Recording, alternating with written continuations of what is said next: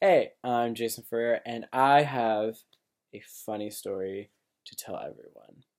So one night when I was in elementary school, um, my parents decided to put on a horror movie, and at that time, I didn't really watch horror movies that much, so it was like a big deal, and I was only in elementary school, so I wasn't used to seeing scary stuff, and the movie that we watched that night was Halloween, starring the original Michael Myers. And throughout the entire night, I was like, "Oh my God, someone's gonna stab me! Someone's gonna go behind me and stab me while I'm watching this movie because that's what killers do. They go behind your back and stab you." Ironic.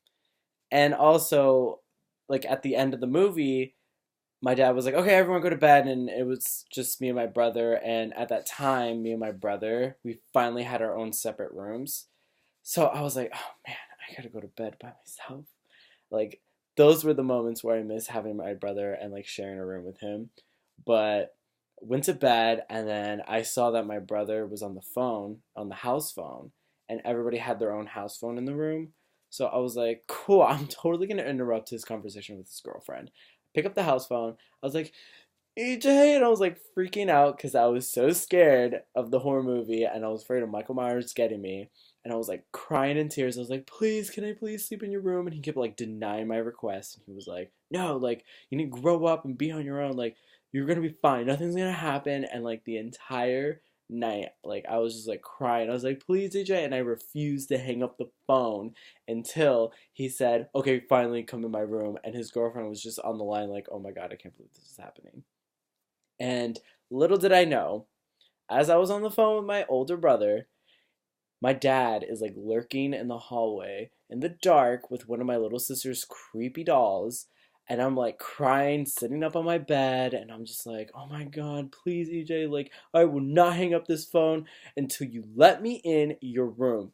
And then next thing you know, my dad comes busting open my door and he starts screaming, and I freaked out. My initial reaction was throwing the house phone at this doll's head.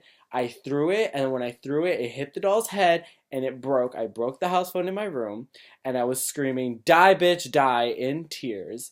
And little did everyone know, nobody was expecting me to have this reaction. Everyone thought I was just gonna scream, but no, it was this huge show of me like throwing the doll, almost hitting the house phone with my dad, and it was amazing. Everyone started laughing. Everyone was in on it. Apparently, my brother was in on it as well, and my mom was in on it too. They were just behind my dad, and they moved out of the way before the phone came flying in. My dad was like, "Holy shit!" and like put the doll like right in front of his head because the phone was like hurling. It was like, And I learned something about myself that night. When I'm scared, I get aggressive. And I feel bad for anyone who tries to scare me again because I will do whatever it takes to defend myself. Even if it's a little scare, like someone busting in my room with a doll, because I will throw something at you. So that's a lesson learned for everyone who keeps trying to scare me.